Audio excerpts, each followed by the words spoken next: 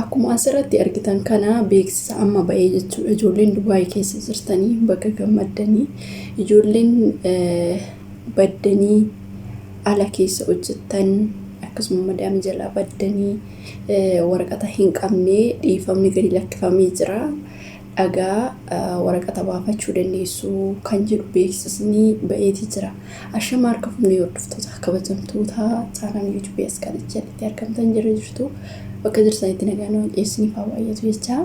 Egaa obboloonni keenya waraqata hin qabne akkasumas immoo qaraamaa keessa jirtanii guyyaa 9 Juulaay guyyaa amma jiini kun dhumee jechuudha.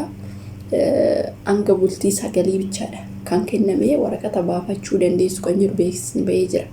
Imbaasii dhaqxanii ani hanga guyyaa 9 Juulaay hanga guyyaa 9 jechuudha. Kanaafiyyuu ijoolleen waraqata keessi ofirraa qabdanii dhiifama jechuudha. Dhiifama godheetii jira jechuudha mootummaan amma waraqata kana sirreeffattan taanan yookiin immoo waraqata san dhaqxanii kan kisiisan ofirraa sirreeffatanii paaspoortii yookiin waan sirreeffachuu qabdan sirreeffattu. Yoo sirreeffanne garuu qaraamaa keessa galtuu jechuudha. Kanaafuu yeroo ammaa kanatti warrooti kisiin irra jiru akkasumas immoo waraqata isaanii irraa dhumatee ani warreen ID fa hojjisiifattanii isin irraa dhumatee kan nuti hojjetaa jirtanii dhaqxanii qaraamaa keessa oduu hin seeniin dhaqxanii sirreeffachuu dandeessu kan jedhu beeksisa baasaniitii jiru. Akkuma argaa jirta Arabiffaan Arabiffaan dubbatee beeksisni irra ba'eetii jira jechuudha. Inni akkasii warreen ijoolleen Dubaay keessa jirtan dhaqxanii akka waraqata kana sirreeffattanii isiniin jedha. Baruma baraan yaa'u gara biyyaatillee galuu oda barbaadanii galtanii tirree waraqata kana sirreeffachuu dandeessan jechuun ani itti fayyadama. Ijoolleen rakkattan baay'een keessan jirtu birrii dhabdanii wanta ittiin waraqata kana ofirraa yoo kasafamte galuu hin dandeessu ni beekta. So kanaaf yeroo kana carraa kana argameetii miti itti fayyadamtanii akka hojiirra oolchitan asumarraan isinitti himaa jechuudha warreen Dubaay keessa jirtanii. So ittaan sudhaan immoo warreen paaspoortii asaa addasiifattanii imbaasii warreen feesbuukii imbaasii hin qabne karaa feesbuukitiin ijoolleen yeroo darbee paaspoortii kennattanii dafee hin dhufne jechuudha. Anillee paaspoortii yeroo nan addasiifadhu beektanii karaa feesbuukii kanaan hin beekne ani akkamatti namaa bilbiluu kun immoo irratti bilbilanii gaafatu se'in callisee jechuudha.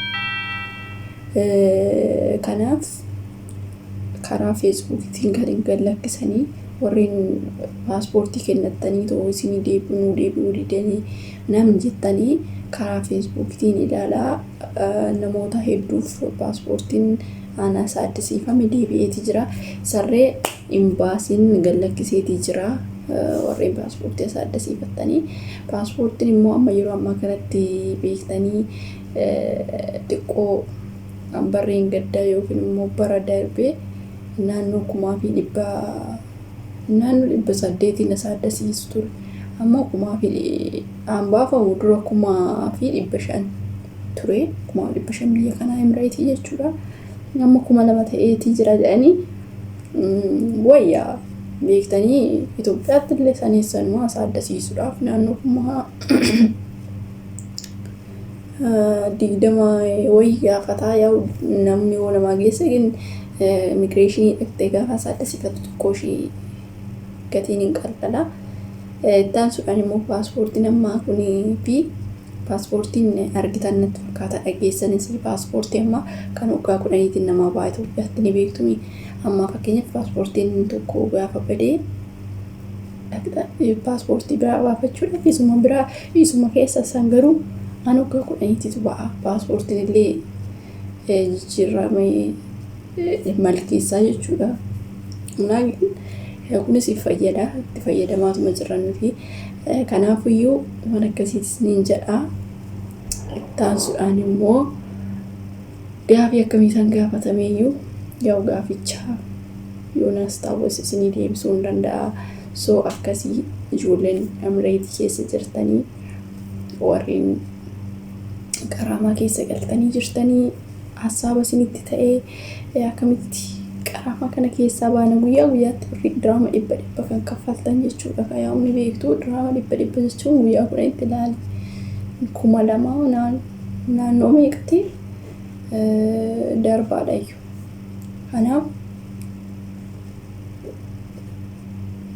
Kanaafiyyuu ijoolleen akkasii dhugaa dubbachuu warri qaraamaa keessa jirtanii amma waraqata sadhaxanii too sirreessuu atattamaan odoo har'a boru hin jedhin dhaqxanii too sirreeffachuu dandeessu. Kun dhugaa dubbachuuf carraan akkanaa biyya kana qofa jira. Carraan akkanaa hin jiru. Kanaafuu carraa kanatti fayyadamaa isiniin jedha. So carraa akkanaa kanammoo isa nuu baaseef isa ijoollee keenya dhugaa dubbachuuf mootummaan biyya kanaa baay'ee nama gaariidha. Yaa mootummaa keenya walitti dhufeenya illee qabaatan hiriyummaa illee ta'anii so baay'ee tokko namaaf yaadudha.